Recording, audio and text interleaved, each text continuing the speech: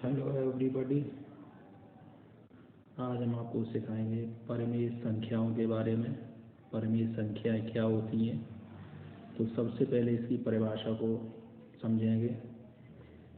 परिभाषा है, परिमेय संख्याएं वे संख्याएं हैं जो P/Q के रूप की होती हैं, जहां P तथा Q पूर्णांक हैं और Q शून्य नहीं है। फिर से एक बार, परिमेय संख्याएं वे संख्याएं होती हैं जो P/Q के रूप की होती हैं, जहाँ P और Q पूर्णांक हैं और Q का मान शून्य नहीं है। एक चीज और है, P तथा Q का मासा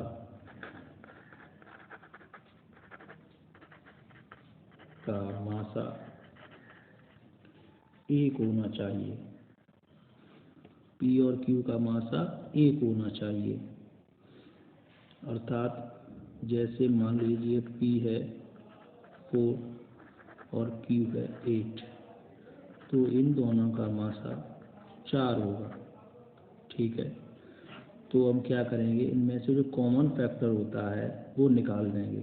जैसे P/Q बराबर है 4/8, तो 4 से डिवाइड कर देंगे।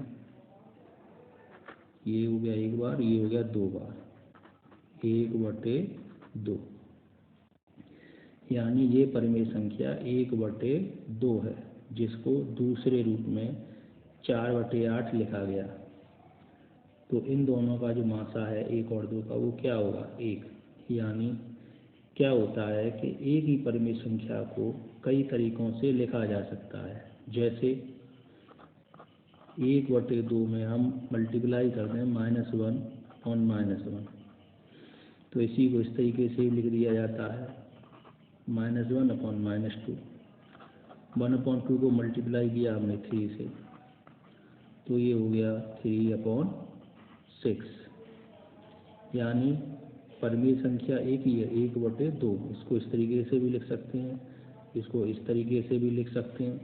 इसी को एक दूसरे रूप में हम बताएंगे किस तरीके से। 4 से मल्टीप्लाई करें तो ये 4 बन जा 4, 4 2 8, ये हो गया 4/8। तो हमने देखा एक ही परिमेय संख्याओं को कई तरीके से लिखा जा सकता है। इसीलिए परिमेय संख्याओं की जब परिभाषा दी गई तो उसमें बताया गया कि P और Q का मासा एक होना चाहिए। एक होने से वो परिमेय संख्या केवल एक ही बार आएगी सेट के अंदर। सेट के अंदर जो सेट क्या है, collection of well defined things. यानी संख्याओं को, जब हम परिमेय संख्याओं को एक सेट के अंदर दिखाएंगे तो उनको यूनिक बनाने के लिए क्या होता है, उसका मासा एक डिफाइन किया गया है, ताकि वो परिमेय संख्या एक से अधिक बार उस सेट में ना आए।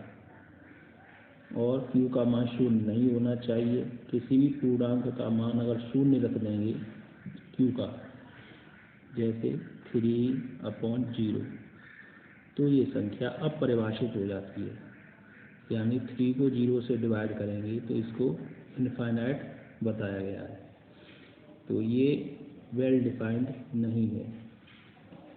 ठीक है, तो ये परिमेय संख्या की परिभाषा है। परिमेय संख्याएं क्या होती हैं, P और Q यहाँ पूर्णांक हैं। और जैसे कोई ये है संख्या 1.5, क्या ये संख्या परिमेय संख्या है? देखने से लगता है कि ये संख्या P/Q के रूप की नहीं है, लेकिन इसको P/Q के रूप में लिखा जा सकता है। किस तरीके से, ये हमने लिखा ऊपर 15, ये पॉइंट है तो इसकी जगह हम लिख देंगे यहाँ 1, यहाँ पॉइंट था और पॉइंट के आगे एक डिजिट है, तो हम इसके नीचे क्या रख देंगे, एक 0। अब इसको हम डिवाइड कर देंगे 5 से, तो ये संख्या हो गई 3/2। यानी ये जो दशमलव वाली संख्या है, ये भी एक परिमेय संख्या है। तो दशमलव वाली वे संख्याएं जिसमें अंक जो है रिपीट होते हैं या दशमलव के बाद उनकी फाइनाइट संख्या होती है, तो वो परिमेय संख्याएं होती हैं। जैसे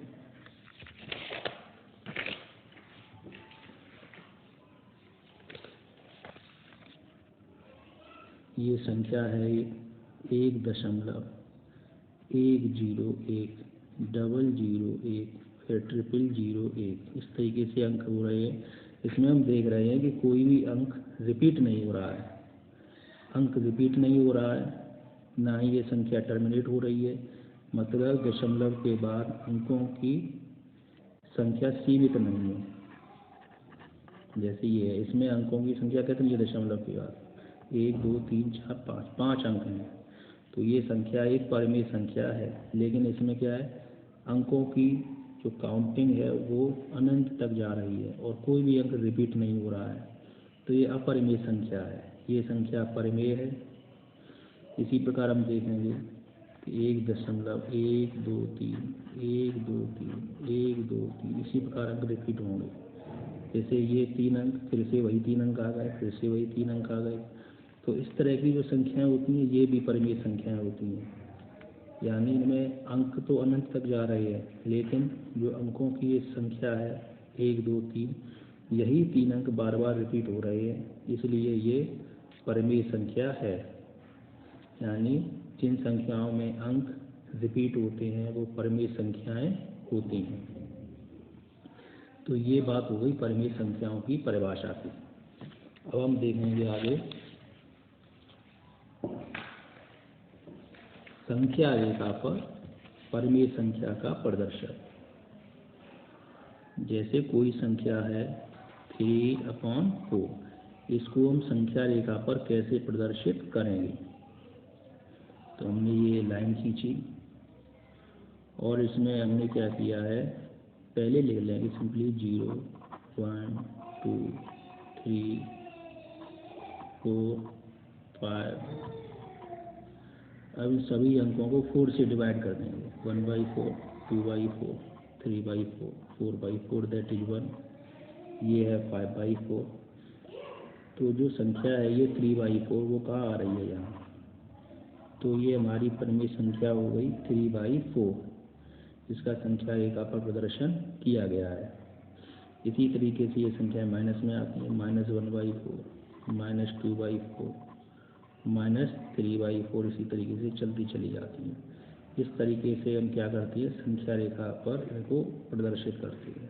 जैसे एक संख्या है 1/12, इसको कैसे दिखाएंगे, तो इसके लिए हम क्या करेंगे 0 1 2 3 4 डॉट डॉट डॉट, इसमें हम प्रत्येक को 12 से मल्टीप्लाई कर देंगे, 1/12 2/12 3/12 4/12 डॉट डॉट डॉट।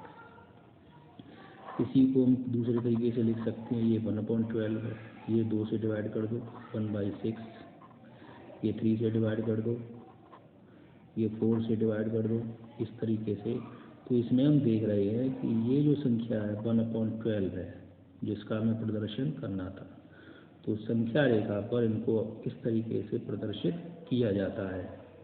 अब जैसे एक परिमेय संख्या हमने ले ली -1/5, इसको कैसे दिखाएंगे, तो इसके लिए हम क्या करेंगे 0 -1 -2 -3 +1 +2 +3 डॉट डॉट डॉट, इन सभी को 5 से डिवाइड कर देंगे, 1/5 2/5 3/5 dot dot dot, -1/5 -2/5 -3/5 dot dot dot. तो हम देख रहे हैं जो -1/5 है वो ये नंबर है। तो इस तरीके से हमने क्या किया, संख्या रेखा पर परिमेय संख्याओं को प्रदर्शित करना सीख लिया है। हम संख्या रेखा पर ही दो परिमेय संख्याओं को जोड़ सकते हैं, घटा सकते हैं।